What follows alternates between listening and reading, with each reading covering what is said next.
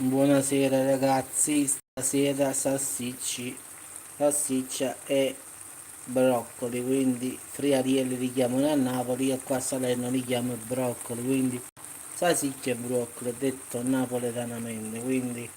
stasera stiamo preparando per la cena, quindi stasera con questo tempo ragazzi ci vuole proprio, quindi dopo un bel peperoncino bello forte, quindi ci scassammo come al solito, quindi facciamo un bel sabato sera con salsiccia e broccoli, quindi broccoli, salsiccia di maiale, scoppettiati come diciamo noi, quindi con aglio, peperoncino e poi fatti bene saltare in padella, quindi diciamo una ventina di minuti e ci possiamo sedere a mangiare, quindi diciamo che tra poco ci rompiamo.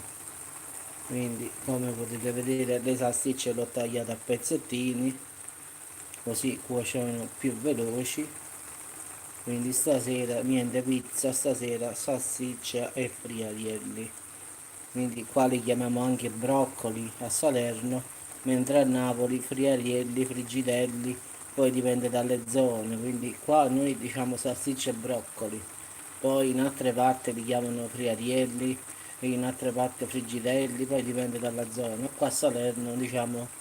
salsiccia e broccoli, cioè. Poi ci sono i broccoli calabresi, i broccoli con l'altre lama, quelli sono altri diciamo tipi di broccoli. Quindi ragazzi buon appetito a tutti e ci sentiamo più tardi sul canale. Ciao a tutti.